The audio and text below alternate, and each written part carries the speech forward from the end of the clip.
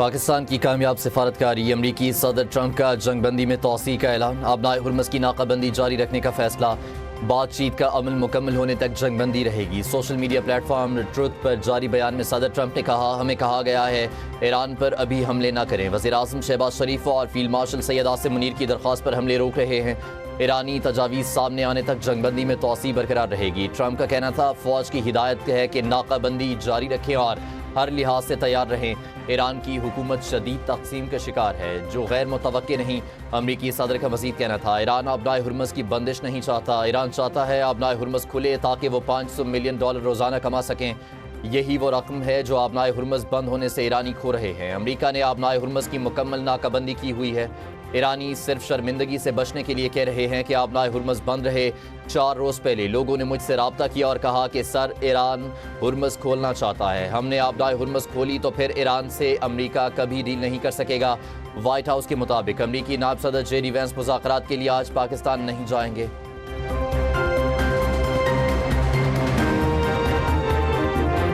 امریکی صدر کی جنگ بندی میں توسیع کی کوئی اہمیت نہیں۔ اسپیکر ایرانی پارلیمنٹ باقر کالیباف کی مشیر مہدی محمدی کا ٹرمپ کے بیان پر رد عمل، کہا ہارنے والا فریق شرائط کا حکم نہیں دے سکتا۔ ٹرمپ کی جنگ بندی توسیع کا کوئی مطلب نہیں۔ ناکہ بندی کا تسلسل بمباری سے مختلف نہیں اور اس کا جواب فوجی کارروائی سے دینا جانا چاہیے۔ صدر ٹرمپ کا جنگ بندی میں توسیع کا اعلان سرپرائز حملے کے لیے وقت لینا ہے۔ ایران کو ضروری دفاعی اقدامات کرنے چاہیے۔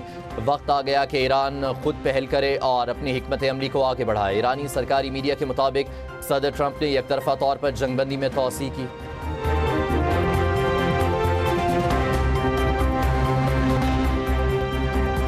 پاکستان کی ایرانی قیادت کو مذاکرات کی میز پر لانے کی کوششیں جاری۔ وزیر اطلاعات عطا طارق کہتے ہیں، پاکستان بطور ثالث ایرانی قیادت سے مسلسل رابطے میں ہے، سفارتکاری اور مکالمے کا راستہ اپنایا جا رہا ہے۔ جنگ بندی کے اختتام سے قبل ایران کا مذاکرات میں شرکت کا فیصلہ انتہائی اہم ہوگا۔ ایران کی جانب سے اسلام آباد امن مذاکرات میں وفد کی شرکت کی باضابطہ تصدیق تاحال موصول نہیں ہوئی۔ امریکی وزیر خزانہ صدر ٹرمپ نے واضح کر دیا، ایرانی بندرگاہوں کی ناکہ بندی جاری رہے گی۔ سوشل میڈیا پر اپنے بیان میں اسکاٹ بینسنٹ نے کہا، محض دنوں کی بات ہے، خارق جزیرے میں تیل ذخیرہ کرنے کی گنجائش ختم ہو جائے گی، تیل کے ایرانی کنووں کی پیداوار بند ہو جائے گی۔ امریکی وزیر خزانہ نے کہا، ایران کی میری ٹائم تجارت میں رکاوٹ ڈالنا ایرانی حکومت کی بنیادی آمدنی کو ہدف بنانا ہے۔ امریکی محکمہ خزانہ معاشی قہر برقرار رکھے گا۔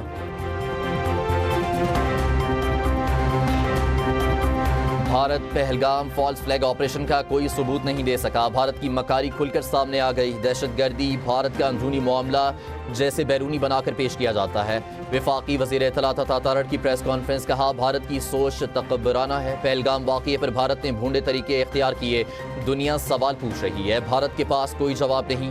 کشمیر تسلیم شدہ بین الاقوامی مسئلہ ہے، بھارت اسے داخلی قرار دیتا ہے۔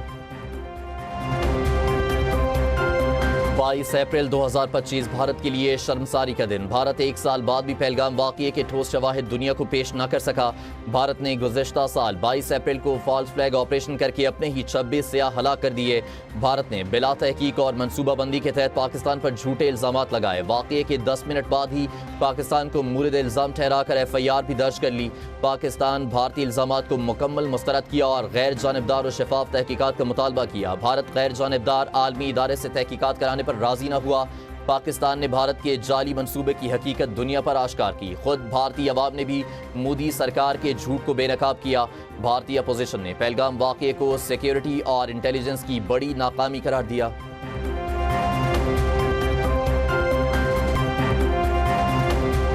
مشرق وسطی میں جاری کشیدگی، عالمی مارکیٹ میں تیل کی قیمتیں پھر بڑھ گئیں۔ برطانوی خام تیل برینٹ کروڈ $98 فی بیرل میں فروخت۔ امریکی تیل WTI کے نرخ $89 فی بیرل تک جا پہنچے۔